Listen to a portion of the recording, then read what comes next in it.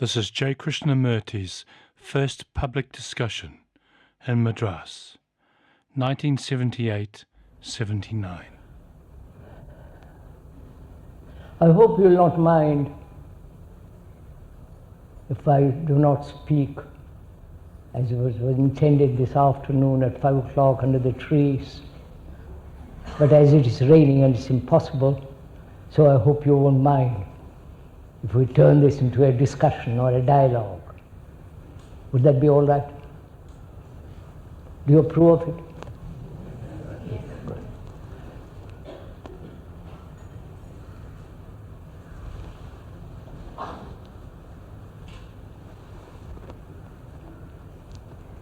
First of all, what should we talk about together? Not some fanciful, theoretical, superstitious ideals, but rather something that is actual in our daily life, that we can live with and bring about a different quality of mind in ourselves. So, if I may ask, what would you like to talk about? Discuss.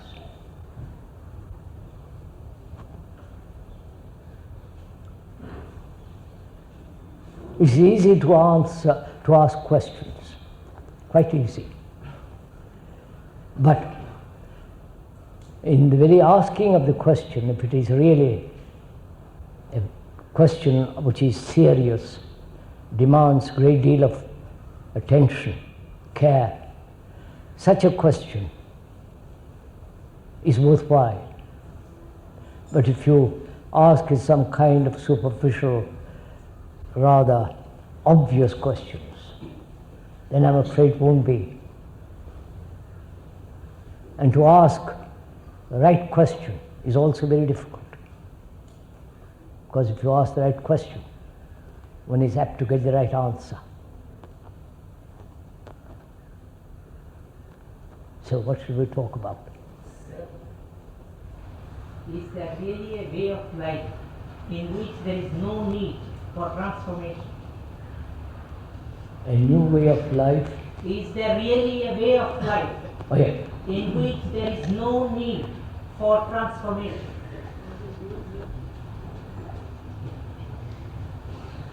Is there a new way of life? A way of life, Yes, not sir. a new way of life. A way of life which doesn't demand transformation. Yes. Is there a way of life which doesn't demand transformation? Any other question? So, that's the only question, surely.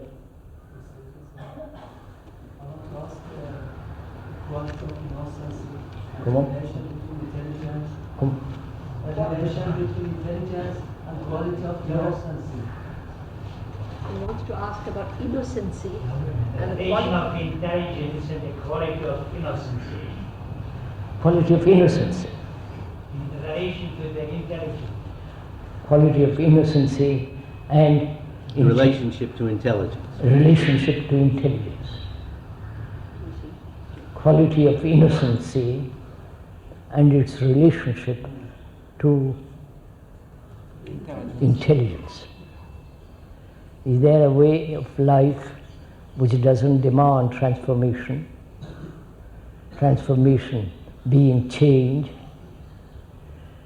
And what is the relationship between intelligence and innocence?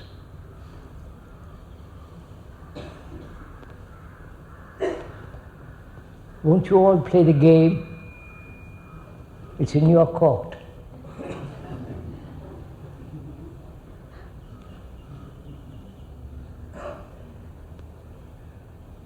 How to bring about radical change instantly?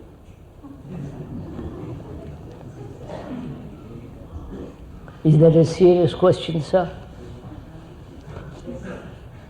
How to bring about transformation instantly? Has healthy competition in place? Come on. Has healthy competition in place? Has Healthy competition a place. Healthy competition.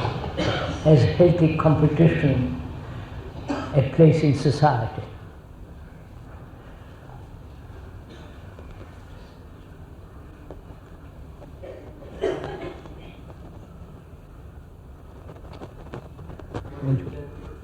What's that? What is death? What is death? What is death?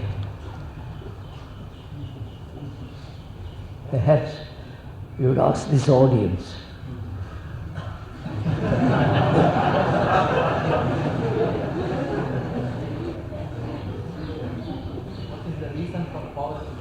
What is? What is the reason for poverty? What is the reason for poverty? What is the purpose of life? What is? Purpose of life. What is the purpose of life?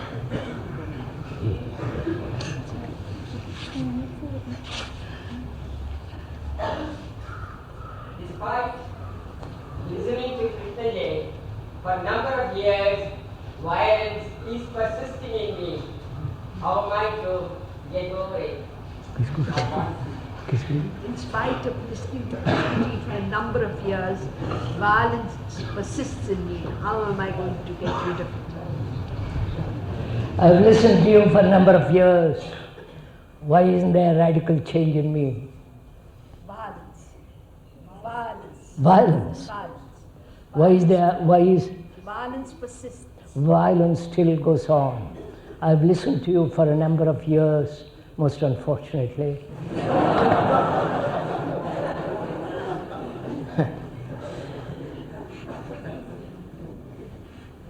And violence still goes on in my life. Now, that's enough of these questions, so let us see which is the best of them and try to answer all the questions, perhaps by choosing one of them, if we could go into it seriously. You said, can there be a change without a way of living without transformation? What is the relationship between innocence and intelligence? What is death? And What's the purpose of life? what is the purpose of life? And so on. Now, which of these questions would you like to take and go into it in detail seriously, if you are so inclined? Because after all, this is a serious meeting, not just an afternoon to be spent in a room when it's raining.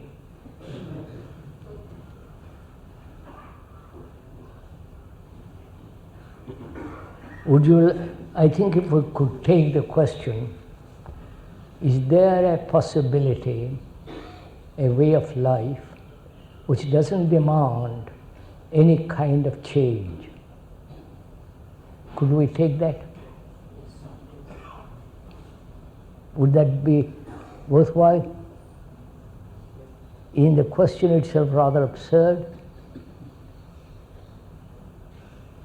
Because one wants to live, one wants to find a way of life which doesn't demand effort, change, transformation. Which means one must be totally satisfied with one's own way of living, or a way of life in which there is no conflict, no pain, no suffering. Is that it? Do you want to discuss that? Is that what you want to find, a way of living in which rather there is no need for any kind of change? Sir, why do you say that in that particular life there should be no conflict? Why do you speculate? I don't speculate. You told us now. I know, sir. I said, is there a way of life in which There is no need for transformation. There is no need for transformation. It need not be without conflict. There will be conflict. Just a minute, I'm going to the question. Yes. A way of life in which no need for change.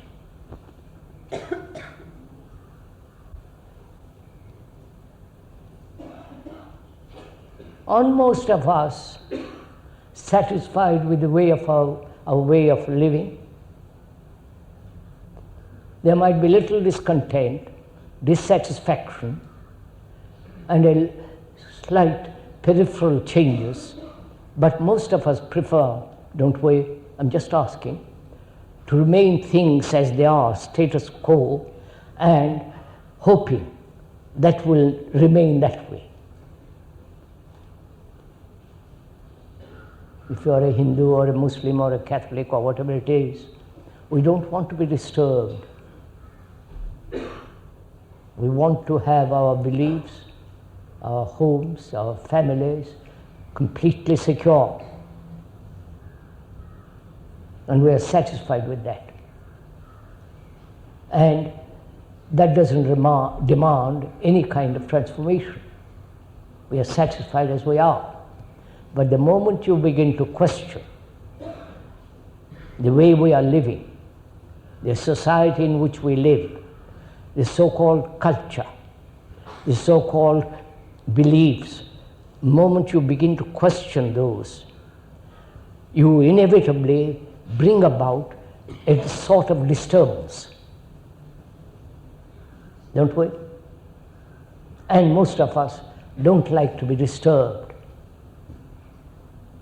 So we should, in answering this question, go into the why human beings remain in a narrow groove of their own beliefs, of their own rituals, of their own gods, of their own conclusions, either communist, socialist, liberal, conservative, or various forms of political principles and dogmas.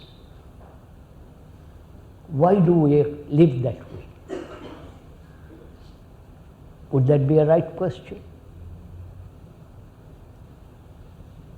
Why do we accept to live a life in which there is absolutely no security, in which there is constant struggle, competition,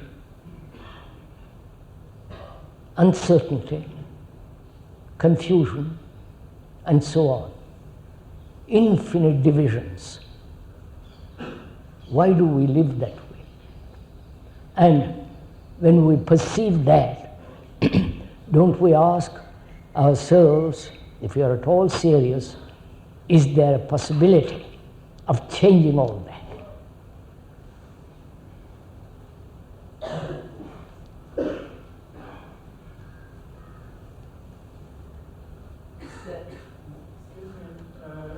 Excuse my English. You say about mind and memory, they are pain. I can speak French.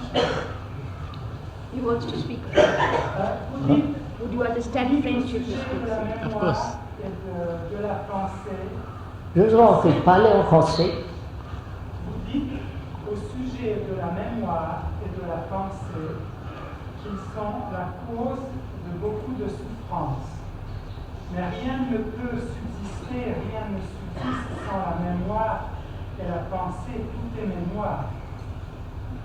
Écoutez, monsieur, nous parlons de la première question de ce monsieur. Alors, attendez là, je vous en prie. Bien.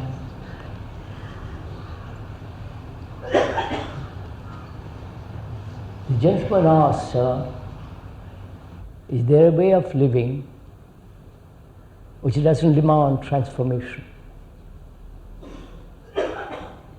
So I'm asking first to find out if there is a way of living which doesn't demand transformation. We must begin with the life that we lead every day. From that, can we find out the way we live with all its complexities, and see if there is possibility of living a life which is totally different without any question of transformation. So shouldn't we begin to go very far? Shouldn't we begin very near? Would you accept that? Sir, why should I question the complexities? It is there. It is a reality. What is real? What do you mean? The complexities of our life, the various kinds of divisions, it is there. Yes. I am not questioning it. You are not? I am not questioning that.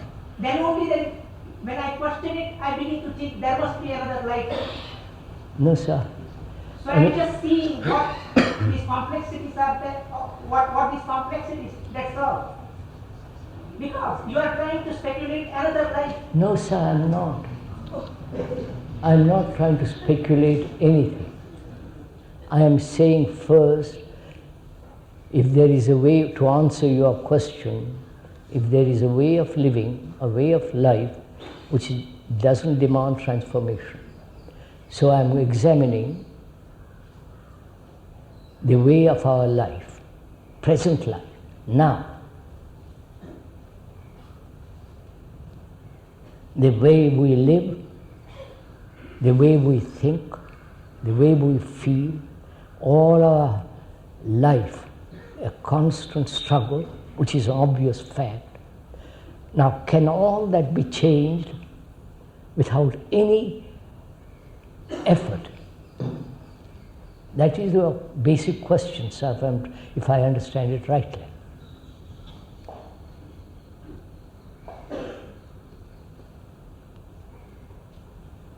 All right, sir?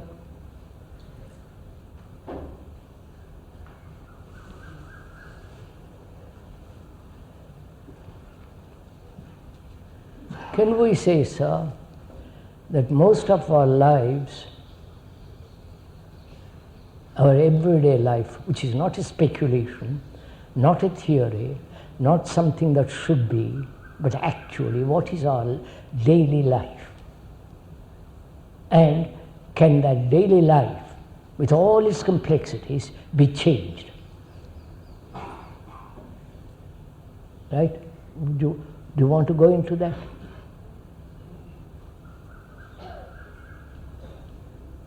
Sir, please. Do you want? I don't think that is his question. Then what is his question? His question is that why not we live with the complexities as they are? Why should we change at all? Ah.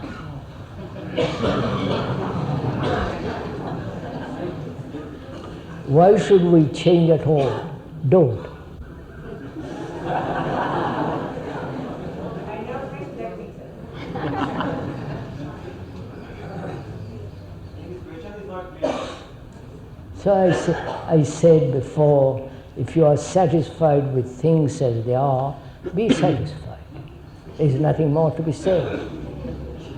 But if one is inquiring into this whole human structure, human behavior, human conduct, human way of living, if you want to inquire into that seriously, let's discuss that. That's all. If you don't, if you say, let us remain as, everything remain as they are, and you are satisfied with it, there is nothing more to be said. So, can we discuss, have a dialogue, a conversation between two friends who are met seriously and say, we have problems in life, various types of political, religious, and so on. Can we talk about those problems seriously and try to find out if these problems can be eradicated? That is the reason of this dialogue. If you are not interested in that, then what are you interested in? And if I can answer what you are interested in, let's do it.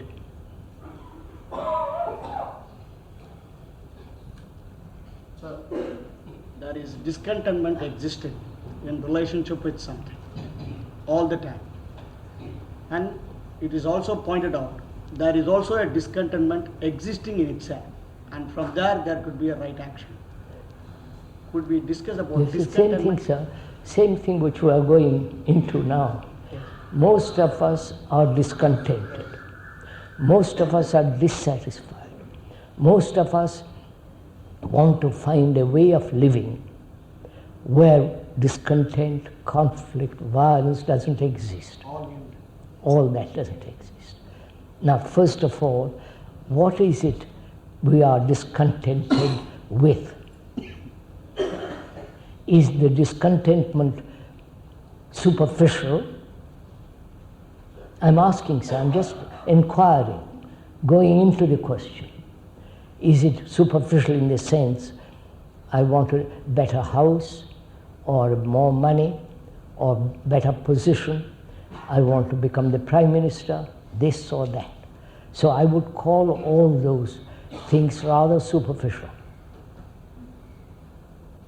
But we are discontented not only with the superficial things, but also deeply, if one is serious and concerned, one is deeply discontented with things as they are, with society, with politics, with religion, in our relationship with each other, almost with everything. One is, if one is inquiring serious, one is totally dissatisfied.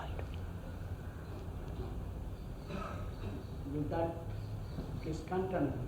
Now, so let's find out if one is so seriously discontented, what shall we do? Shall we become communists? Shall we listen, sir, let me go a little bit and you will see.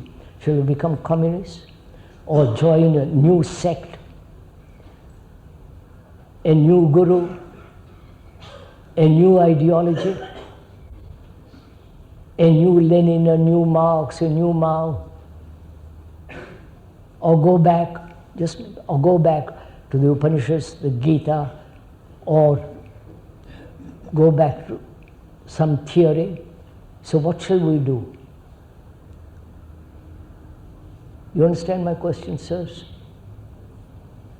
We have come to rather a dead end. I'm going into it, sir.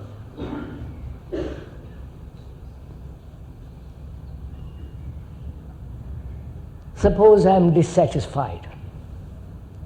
I don't know with what about but I am dissatisfied. Suppose I'm taking that as an example. So I say, being dissatisfied, I'm trying to find satisfaction. That's the reaction to my dissatisfaction. So I start out with dissatisfaction, discontent, a burning sense of revolt, and I want to act, I want to do something about it. Then I join either a party, political party, a socialist party, or an ideological group, and I begin to identify my dissatisfaction with that, and so hope to lose thereby my dissatisfaction. I hope you are following all this. If you are not interested, it's all right. That is, being dissatisfied, I identify myself with a group, with a community, with some principle, with some belief, with some society, with some guru, or a political principle. And thereby, I hope I will lose my discontent. This is generally what happens in the world. One must be aware of it, surely. And this very identification out of dissatisfaction brings about a great division between people. Right? Please, sir, this is a discussion, it's not a discourse by me. Even before this identification, which other groups or other ways of removing the dissatisfaction, isn't it the primary identification? What's that? Isn't it the primary identification with the dissatisfaction itself? Is there Yeah. primary identification with dissatisfaction itself? Good. When we say, I'm going into it slowly, sir. Let's go into it slowly and we'll come to this question. Why do we, as human beings, identify ourselves with something? You understand? Why? Don't you identify yourself with a class of people? As a Brahmin, non-Brahmin, this, as an Indian, a Muslim, a Christian, a Buddhist. That's a form of identification. Why do we do this?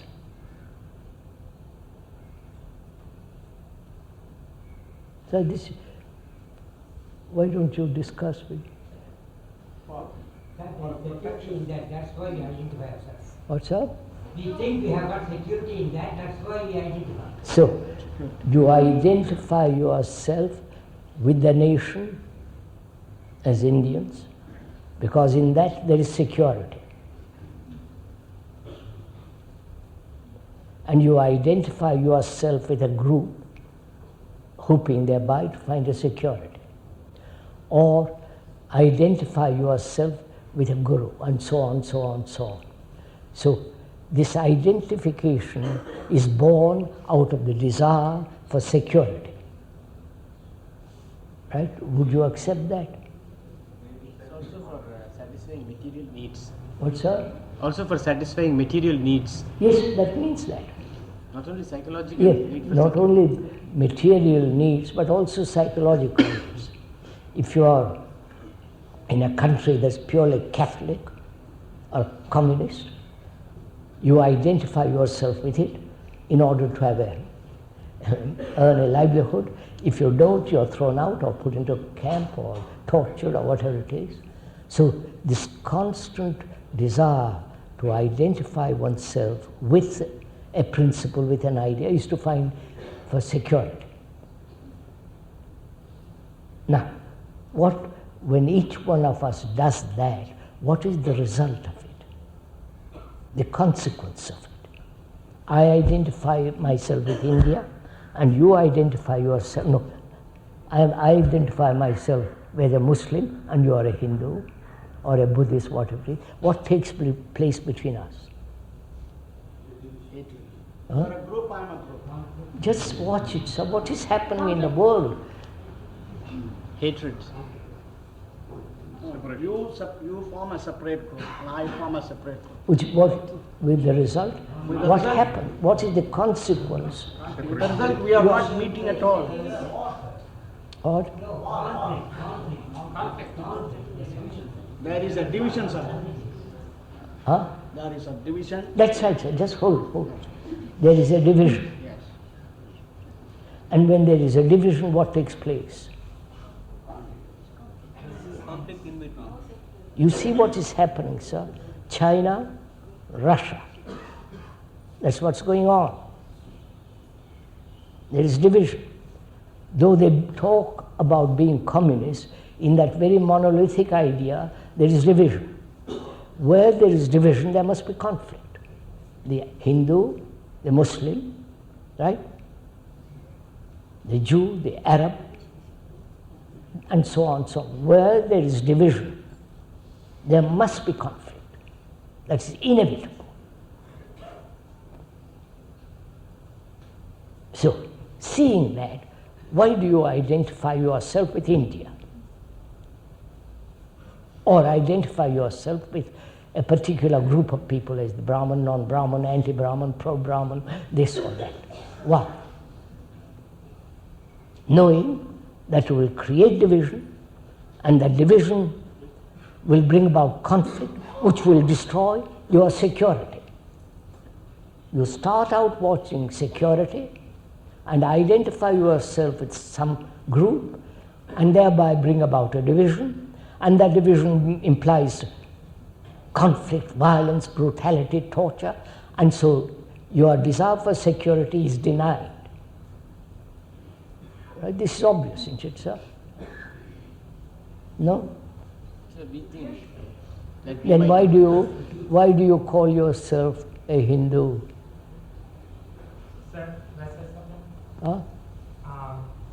I don't call myself a Hindu. Wait, sir, I'm asking. Then you don't call yourself a Hindu.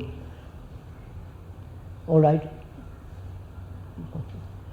You see, what do you say, sir? Because if we don't call ourselves any name and we don't identify ourselves, we are empty, we are nothing, we cannot touch anything.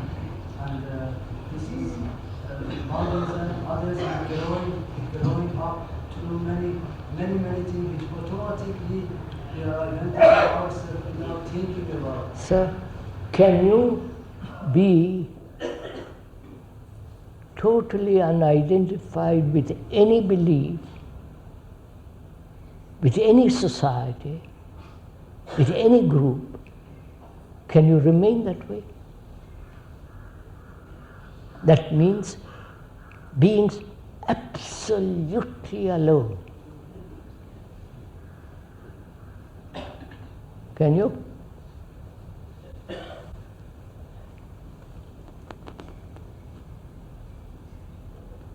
Answer, sir. You started our discussion. Huh? Huh? Come on. What were you saying, sir? I said it's possible to remain like that most certainly, provided we know that all identification springs from ignorance.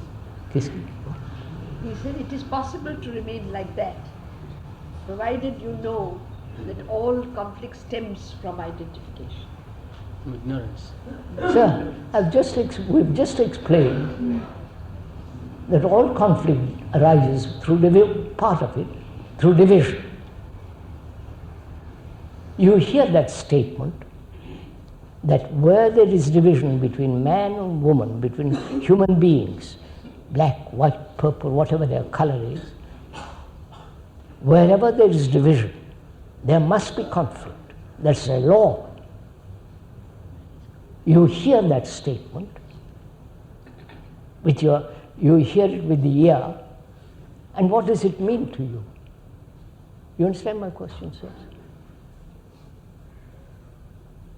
You hear a statement of that kind, where there is division, there must be conflict, there must be violence. That's a statement, that's a law. And you hear that, and what do you do with it? Please tell me. I'm inquiring, so we're inquiring, we're having conversation with each other.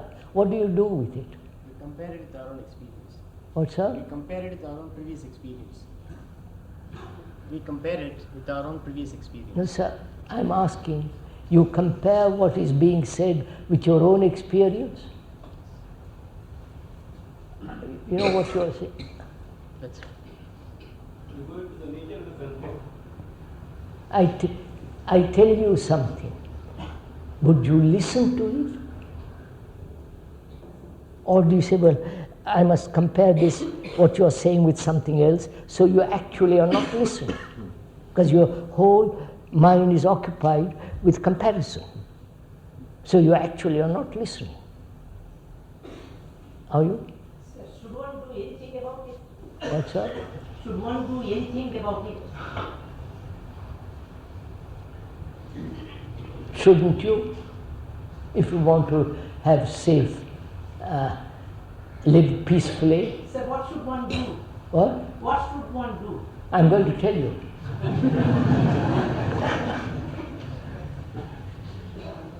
Don't be a Hindu. Or a Muslim. Or belong to any society. Any group of people.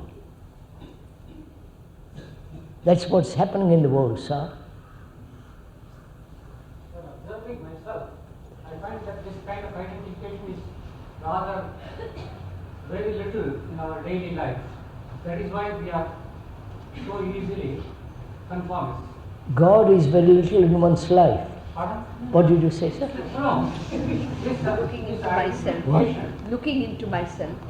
I find that Observing this my kind own of life, daily life, I find that this kind of identification which divides and then takes us to conflict is very little in our daily life. Yes, sir, that's what I'm saying. You say it exists in very small measure in our daily life. And where the division and conflict arises, we immediately get into the group to which we already belong by sheer set of circumstances. Yes, sir, I agree. But I'm asking you, if I may, most respectfully, you hear a statement of that kind, the kind which has just been repeated, that where there is division, there must be conflict, there must be violence and destruction, and therefore there is no security in division. And yet we maintain that division in our daily life. Why do we do this? Knowing division is corrupt, division brings about violence, division, all the rest of it. Why do we keep to that division? Fear of insecurity. Huh? Fear of insecurity. Fear of insecurity. I hear that there is some insecurity. Fear of insecurity. Fear of insecurity. He said because of insecurity. For the fear of insecurity. If our memory interrupts in when we are wanted to be alone, and we say we will not be secure. Sir, look, sir, I've asked a question and you don't reply to it. You go off saying something else. I'm asking, sir, most gently and respectfully, you hear a statement of this kind, that where there is division, there must be conflict, and so destruction of security. You hear that. What do you do with it? Do you still remain a Hindu, a Buddhist, a Vishnuite, or some other little god, or this or that? Do you? Excuse me, sir. A good Christian can never be a threat to a Hindu and a Muslim. A good Christian can never be a threat to a Hindu or Muslim. Oh gosh, you see how clever we are.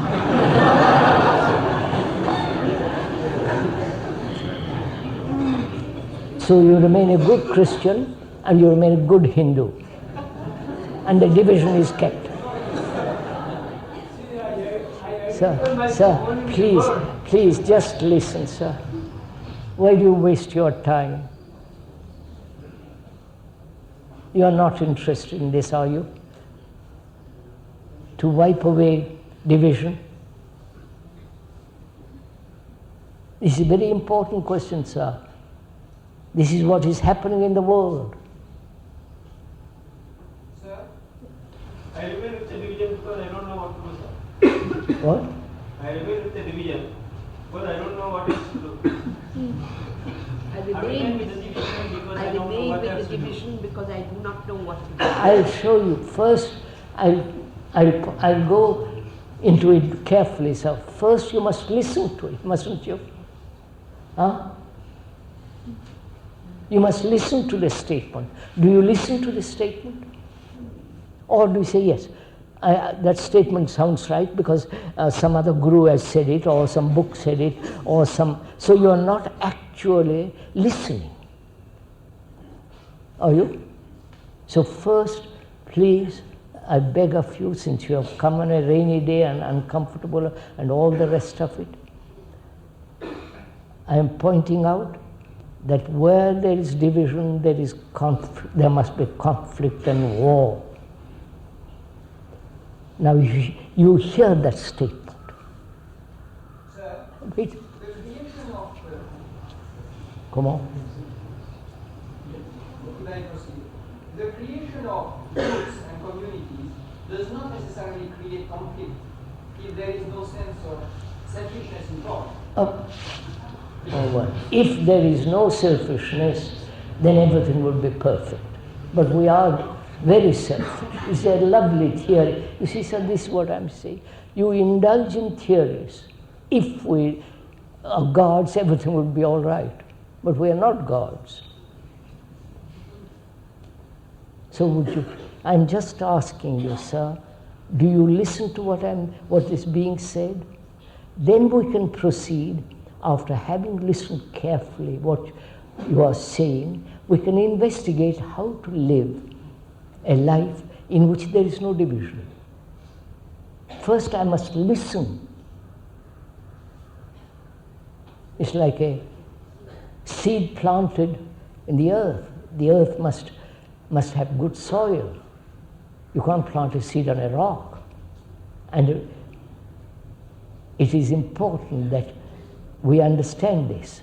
And having listened carefully, then we can proceed from facts only, not from theories.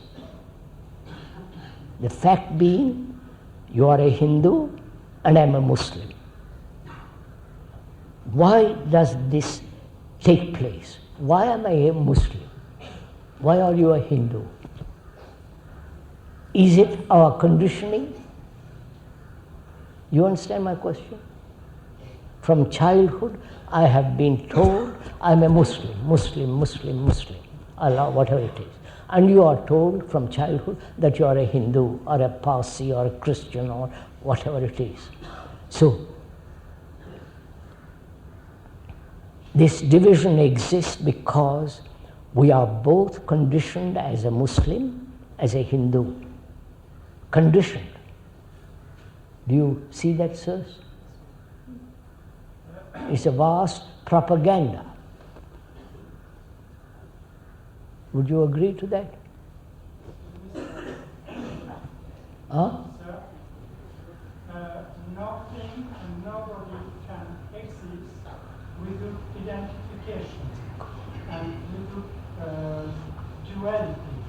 And nothing can exist also with unity. What can we think about this? You're talking about duality. What can you do about it? Nothing can exist without identification. Nothing can exist without duality.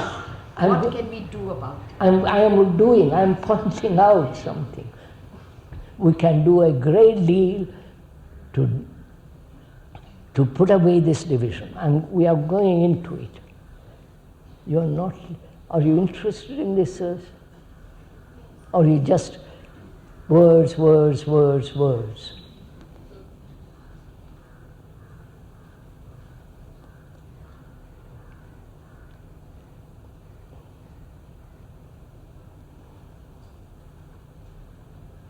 If I am a Hindu or a Muslim, and I realize that it is bringing about conflict, being reasonable, sane, healthy-minded, I say I won't be a Hindu, it's finished. There is no conflict involved in it, because it's so reasonable, so logical, so sane.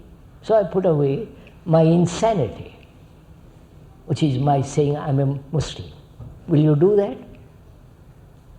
Sir, sometimes you want conflict. Wait, sir, I'm just asking that question. Don't, please, if you don't mind, go off into another question. You've heard a reasonable, logical, sane statement. And will you put that away? Being a Hindu, will you drop it? I don't know. The difficulty for me would be dropping away being a Christian.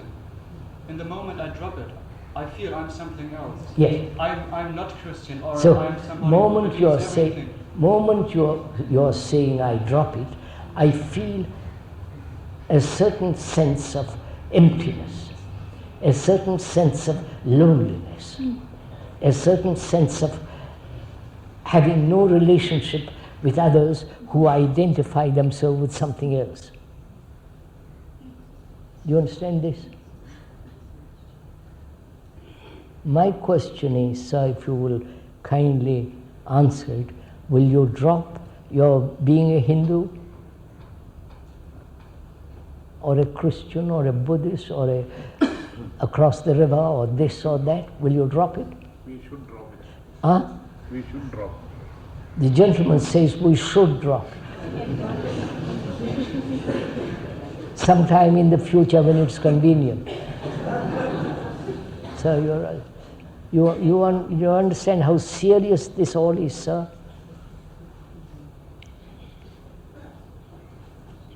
You must know what is happening in the world. Every little business, every little community, every little state is breaking away, separate. They're bringing about fragmentation in the world. Where there is fragment, there can never be any question of a way of living peacefully. And apparently you are not interested in it. So I'm asking, well, what is your mind?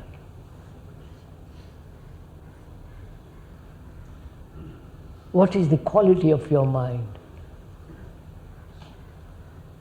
That you won't even act when it is logical, sane, reasonable. Why don't you? What is the quality of your mind, sirs?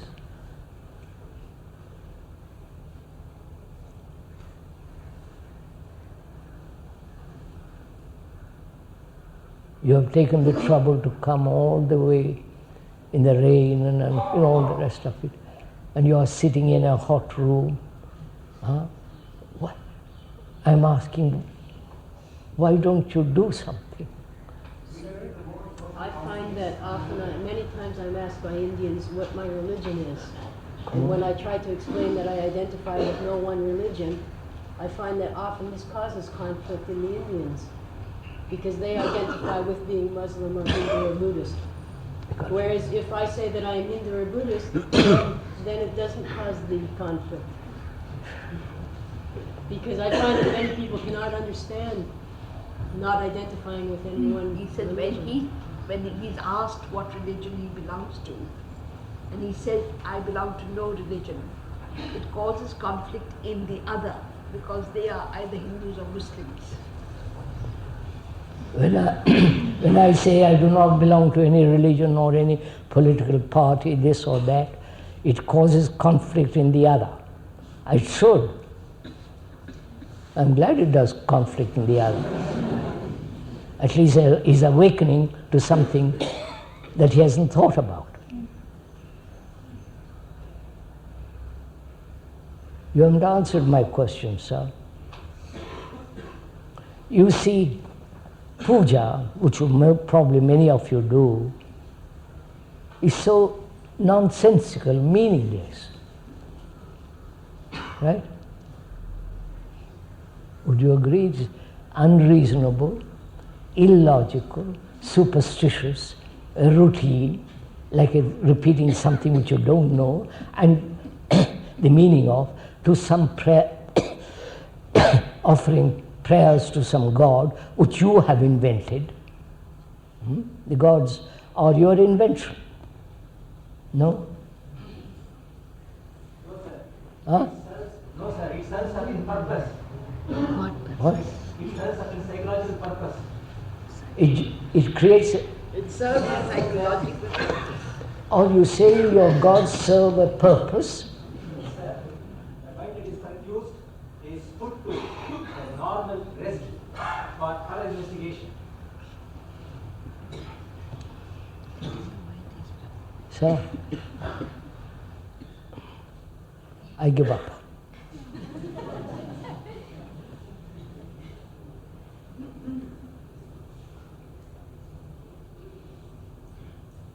If one realizes the dreadful things that are going on in the world, I won't enumerate them because I've been America, Europe, and all over the world except Russia and China.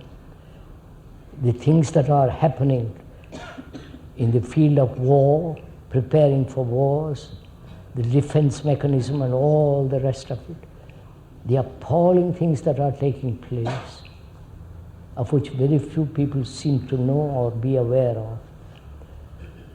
Human beings must do something about all this insanity that's going on. The insanity that's going on in this country. The lawlessness, the disorder. And when you see all this, one asks, why do human beings put up with all this? They are supposed to be intelligent, educated, sophisticated, can argue as you all argue very cleverly. Why do you put up with all this? What? Afraid to be alone. We are afraid to be alone. We are afraid to be alone. We are afraid to be alone. Be alone and try it. You are not, you see, sir. We are conditioned from childhood. We are conditioned to live that way. Yes, sir. If you are conditioned from childhood and you see that conditioning is rotten, then why don't you break it?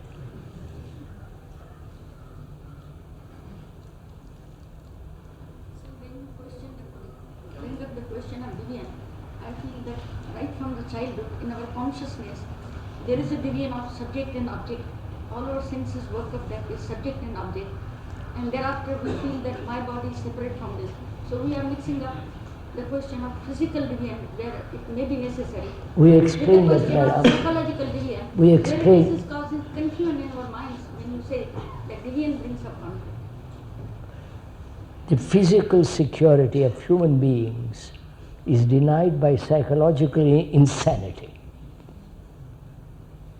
No?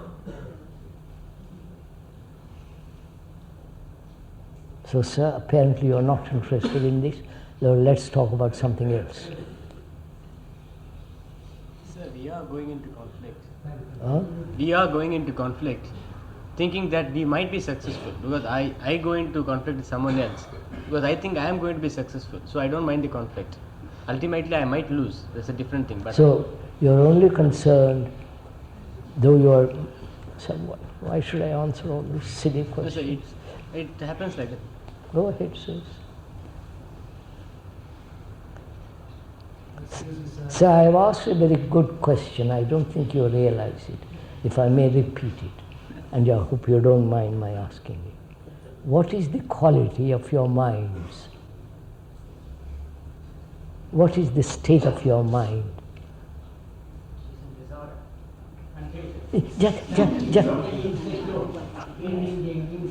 I haven't even completed the question, sir. Please let me complete it and then jump on me. First, let me complete the question. I'm asking, what is the quality, the depth, the width of your mind?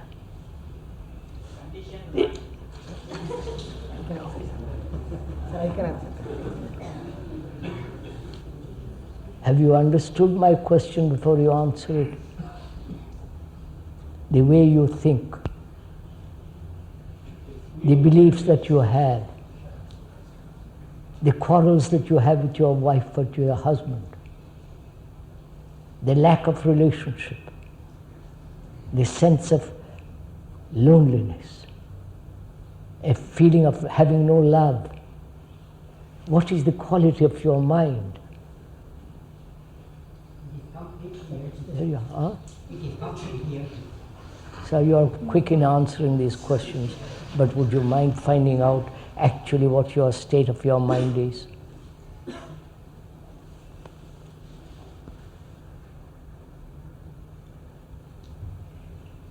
This is really a very important question. Could we discuss this?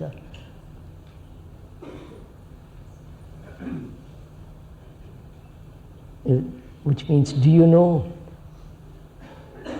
Are you aware of your thoughts? Are you aware of your activities, both physical as well as psychological? Are you aware of your sexual appetites? Are you aware of your beliefs, dogmas, rituals, all that? Are you aware of all this movement that's going on within you and outside of you? Are you?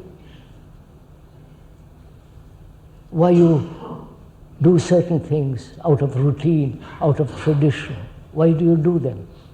So I'm asking if you will kindly and be good enough to answer, what is the state of your mind and your heart? Where is it?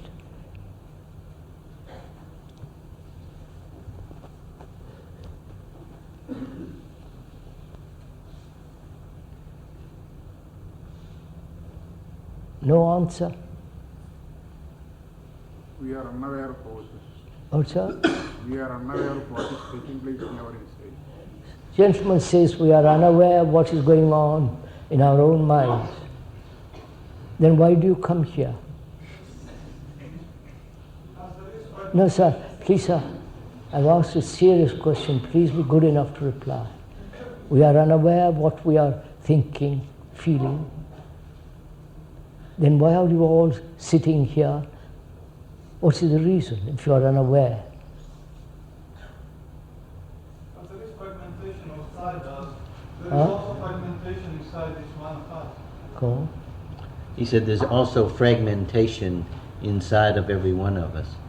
Yes, sir, but I'm asking, sir, are you aware of what your thoughts are? Why you do certain things? Why you are a Hindu, a Buddhist? Why?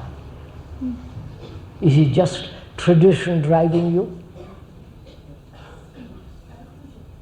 Tradition being habit, custom, handed down from generation to generation, and you just say, well, like a machine in a cog in a machine that's going round and round.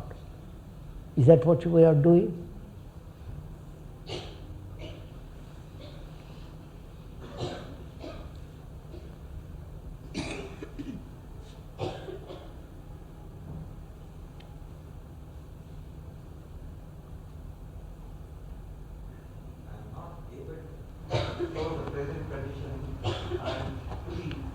Oh, sir?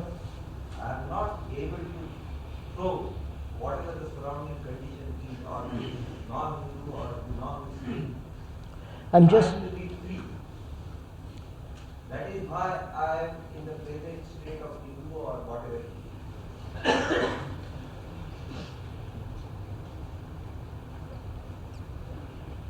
is. Sir, may I ask a simple question? Are you aware of the pressures around you which are making you do things? Yes. Are you aware of the pressures? The political pressure, the religious pressure, the institutional pressures? Are you aware of all this?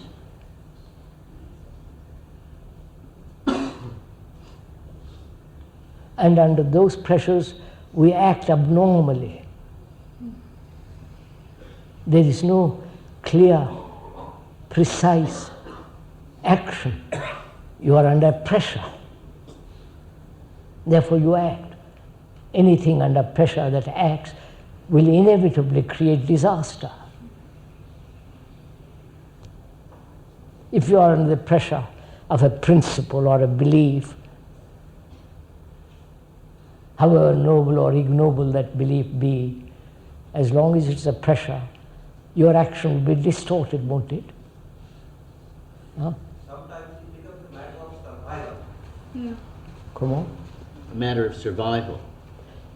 Matter of survival. I will just explain.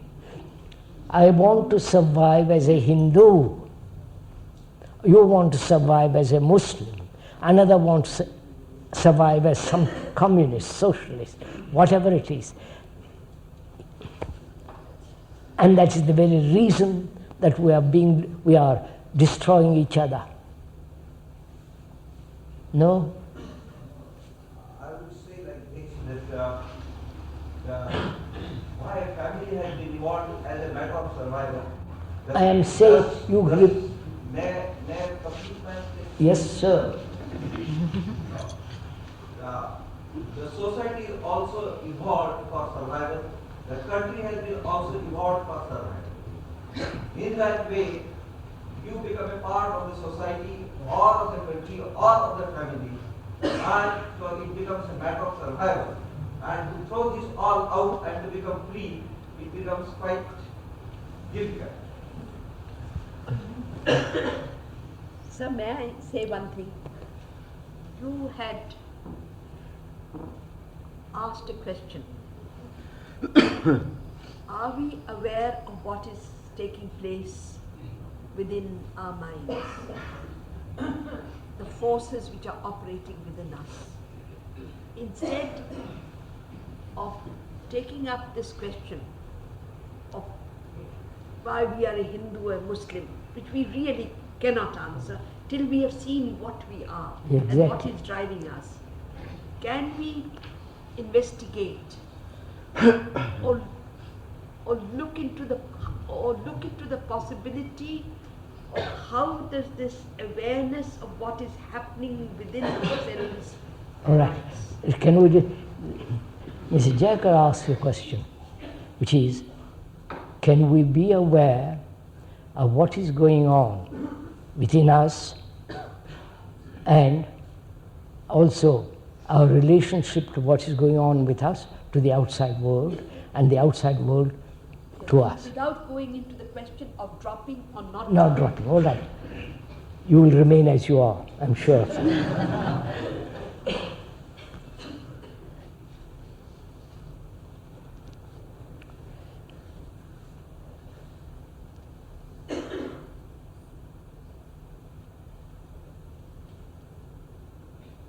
How are you going to be aware, know, investigate into yourself? You understand my question, sir? This is what Mr. Jacka is asking.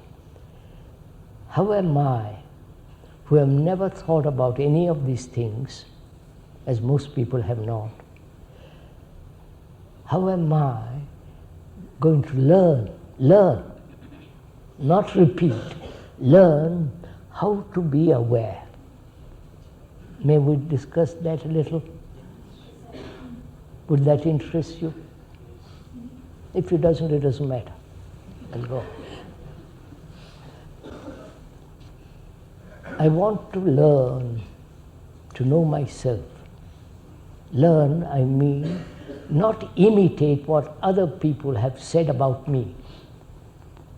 The psychologists, the analysts, the professors, the all gurus and all the rest. To me, I want to know what I am. I want to learn about myself. Now, learning is one of the most difficult things in life, because we learn as a way of memorizing. Learning to us is memorizing. And with that memory, we try to understand ourselves. You understand what I'm saying? Are you following this, sir? So we must be very clear when we talk about learning what we mean by that word. And is it possible to learn without being told how to learn, what to learn, and be free of the outside influences that teach me how to learn? You understand my question? Because I want to know myself. I'm not interested in what Shankara or Buddha or X, Y, Z said. I want to know what I am. So how shall I begin? Where shall I begin? You understand my question, sirs? No? What do you mean by free myself from outside influences? I'm going to show it to you in a minute, sir. I mean, they are there. Because when you put that particular statement, you speculate another life. No, not in the least. It's in your mind, it's not in my mind. I'm very clear about it. I said I want to know myself, want to know my thoughts, why I do certain things. I want to learn about myself, sir.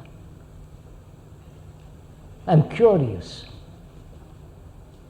I'm very curious to find out why I do this, why I don't do that, why I do go to church or don't go to church, why I do all these things, why I belong to a political party, why I'm a Hindu, all that. Because all that is me, right? I wonder if you understand this. So I want to be aware, learn what I am, which means I am not going to accept any authority, right? The authority of Freud, You or your Guru or the Upanishads, Gita, nothing. I'm not going to accept a single authority. Because all these books have led me to a miserable life. Look at your faces, that's enough.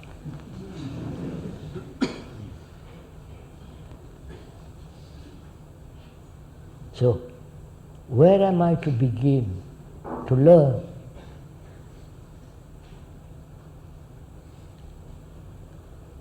I begin to learn where I can look, observe, not theories, not speculations, where I can observe. I can observe in my relationship with another. You understand?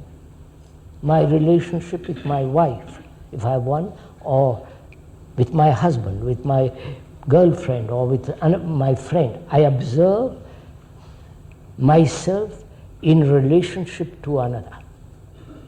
Because in that observation I see my reactions. That I lie, that I am greedy, that I am envious, that I am frightened, that I am lonely, miserable. Follow? In that reaction I find myself. Right? Right, sirs? Yes. So, I begin to learn myself in relationship to another,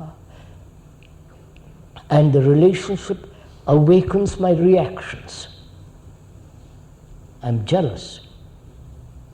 My wife or my husband looking at somebody else or having fun with somebody else. So I become jealous. So I'm learning, please listen, I'm learning what jealousy is.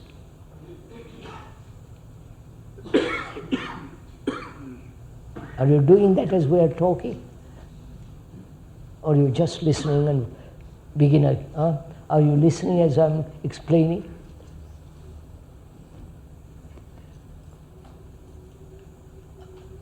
In my reactions with regard to my relationship with another, intimate or not intimate, I begin to find out the state of responses.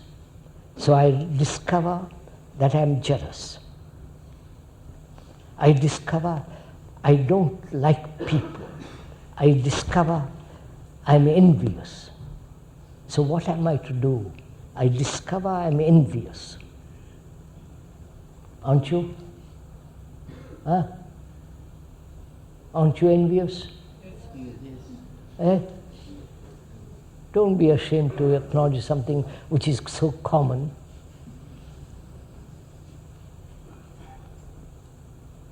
Now, envy implies measurement, doesn't it? Or is that too difficult? I envy you because you have got a bright mind. I envy you because you have got a car. I envy you because you have got a status in a rotten society.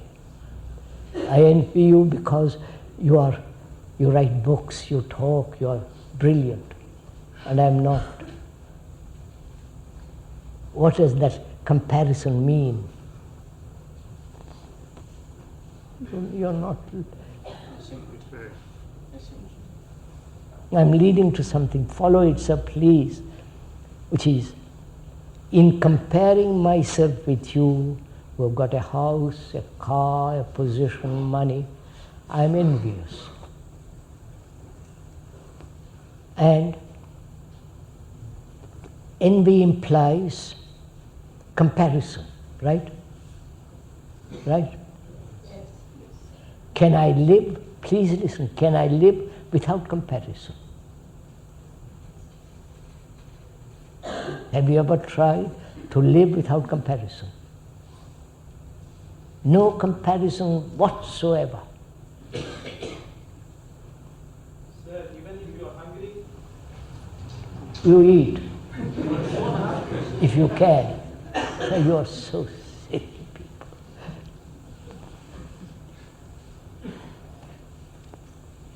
Have- dominated by others. What's that? We will be dominated by others. If you don't envy, we will be dominated by others. You are dominated by others. You discover, now just a minute, sir. You are dominated by others. Your mother, your father, your wife, your husband, whatever it is, you are dominated. Why? You learn about it, sir. Don't say it's right or wrong. You learn. Find out why you are dominated. Why? Go on, sir, explain. You're dominated, aren't you? Because you're weak. One is weak. I am weak. So I am asking a... Therefore, I am afraid of them. I yield to them. It's only difficulty that is. Don't go, please sir, don't go back to security everlastingly. We have gone through that. I want to know myself, not according to a book, not according to Ishvara or Buddha or anybody. I want to know about myself. Because if I don't know myself, I have no basis of any kind of lasting relationship with another. You understand? God, what is the matter with all of you? Are you all tired?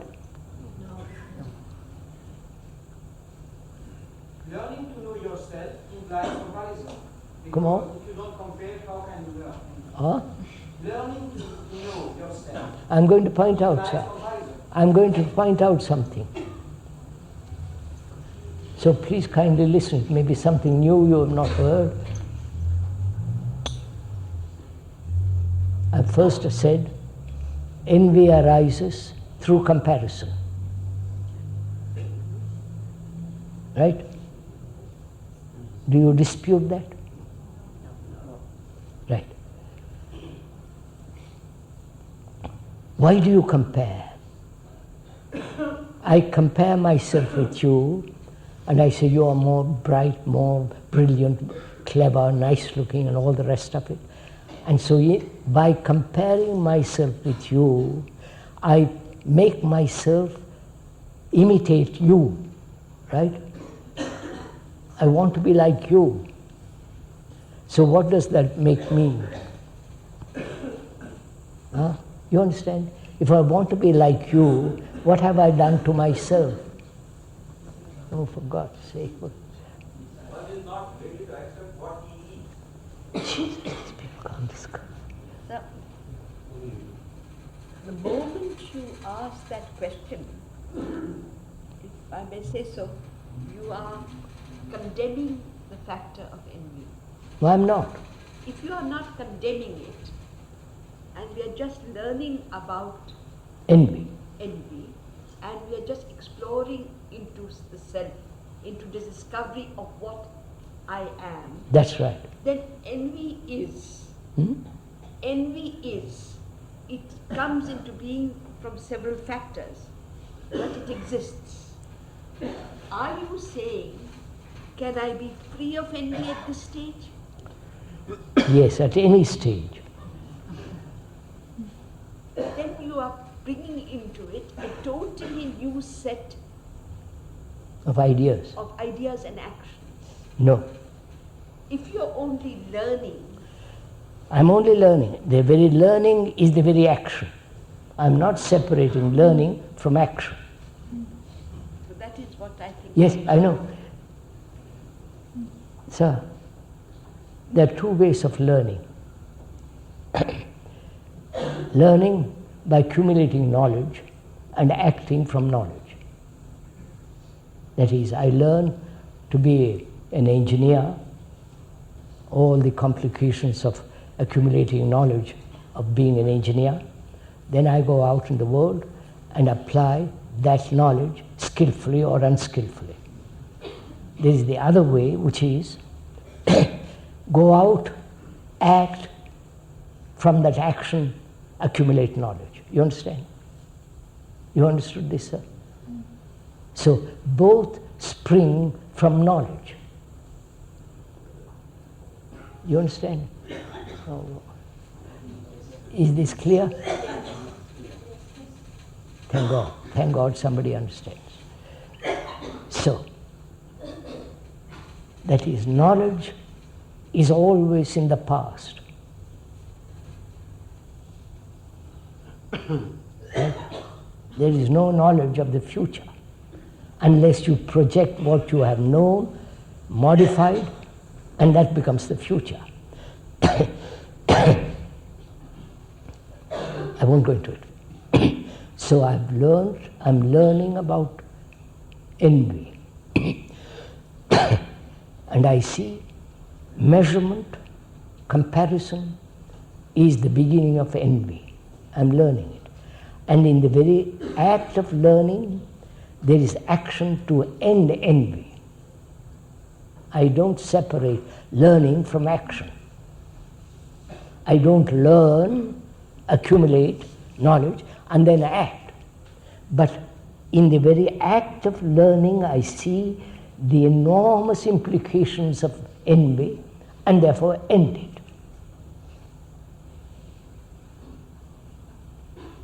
You understand what I'm... I hope you are not trying to end and therefore learn. In the very process of learning, it drops at all. You haven't understood what I've said.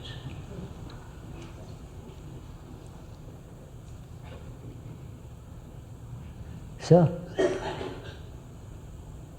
you hear a statement, and from that statement you make an idea of it, don't you? Huh?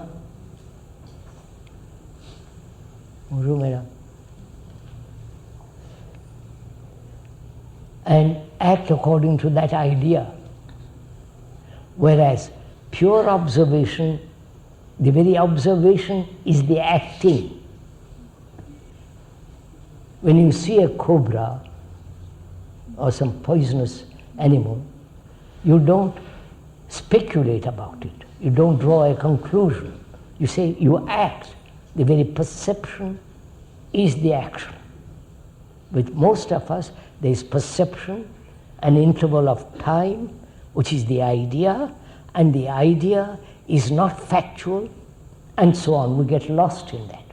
So, I am pointing out that most people are envious. Envy arises through comparison. And learn to live without comparison and see what happens. Learn, and therefore act from that learning. May I ask? Yes. Is this learning separate from observation? No. Oh Lord. So I don't want to go into all this, it's too late. There are three arts one must learn. The art of observation, the art of hearing, the art of learning. They are not three separate things, but we divide them for convenience. There's the art of listening, which means I listen to what you say. I don't bring in my own ideas, my own prejudices, my own opinions. I listen to find out what you want to say to me. And I observe. I don't bring opinions about what I observe. Right? So there is only observation, not my opinion about what I am observing. And the art of learning is not merely accumulating knowledge and to act, but the act of listening, the act of observing implies learning and acting. They're all one. But it's all Greek to you. Right. Sir, is listening and looking that way of life? Yes, sir. If you do it, that's the way of life. If you listen to your wife, you will say, I know her, it doesn't matter. But if you listen to her, she'll tell you lots. That's why life, sir, is a way of listening, perceiving, learning. And when you know those three arts, then you live a life of complete awareness.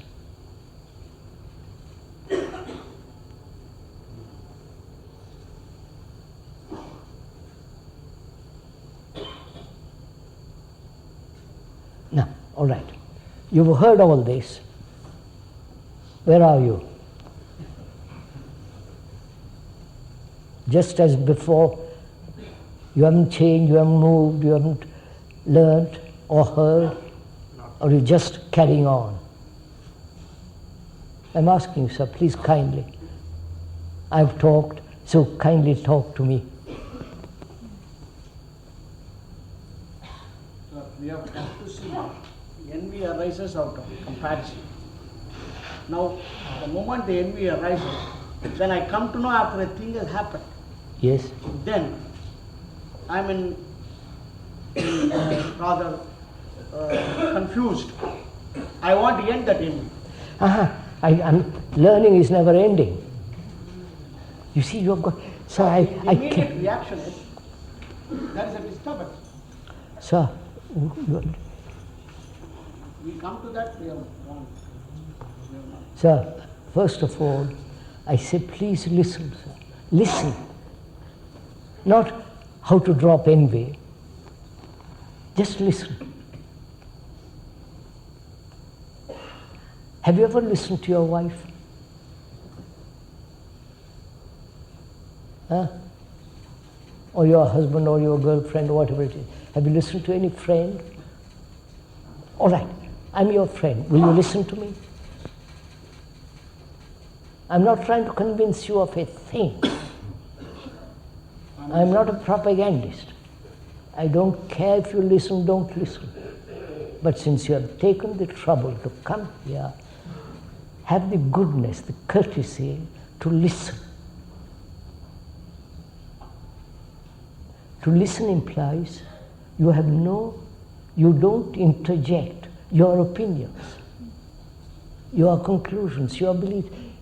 You want to learn, you want to hear what I have to say. You know what you think, what you feel, but you haven't listened to what I have to say. So first, learn to listen. Can you? Yes. I know, sir. Sir, you say yes. It's one of the most... No. Now, because I put you in a corner. Yes, sir. Put me in a corner. I don't want to put you in a corner.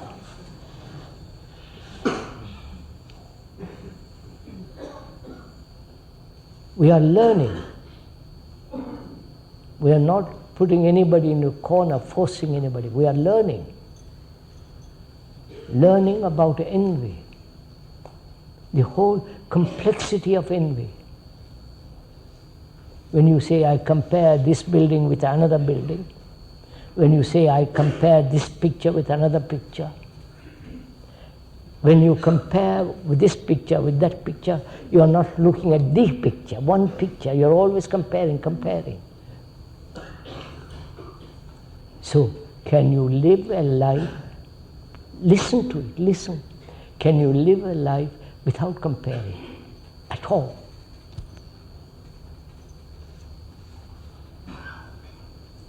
Excuse me, sir. Is it possible to see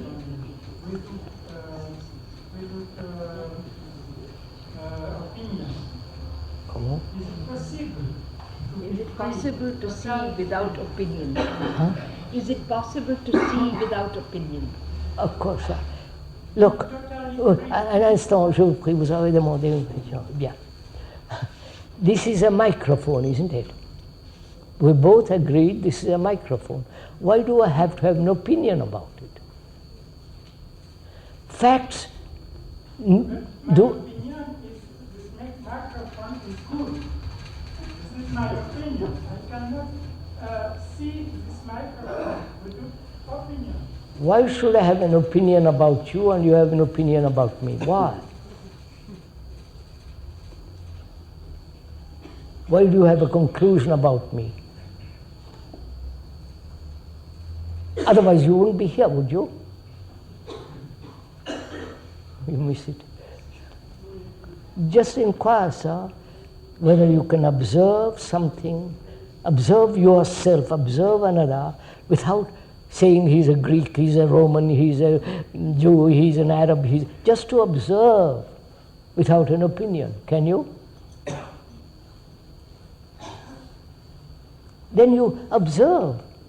But if you interject between your observation and the thing you are observing, you are prejudiced, you don't observe. It's so simple.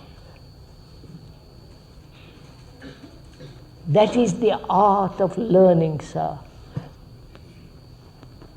When you see a human face, you must compare it without even thinking about it with the other faces you have seen before. You can't help it. You can. You see, please, sir, you have learned to compare. That's our conditioning from childhood. A is compared with B. B gets better marks, is more intelligent. So A is sacrificed and B becomes important. And on that conditioning we are brought up. And I am saying, look, such conditioning is destructive. But perhaps if you don't compare, you will find out what you are, actually. But if I say I must be like Mr. Desai, I hope not. I'm just imitating, conforming. You don't understand all this. The problem is the reaction comes instantly. Come on. Here, the reaction comes instantly. Yes, sir. The fear comes instantly. Come on. The reaction comes instantly. What? The reaction comes instantly. The reaction comes instantly. Sir, if you are learning about your reactions, learning, they never come quickly. You are watching, learning. You understand what I'm saying? I wish you would I wish you could communicate with each other. It's so simple, all this. I am learning about my reactions. I'm jealous, I'm envious, greedy, or I want power, position, or domination, and so on. Now when I'm learning every reaction, it is, you follow, there is no quickness about it. It comes slowly as I'm moving. No? Have you ever tried it? No. In relation to learning, what is the role of talking? What is the role? Talking. Of? Talking. Role of talking. Talking. Talking.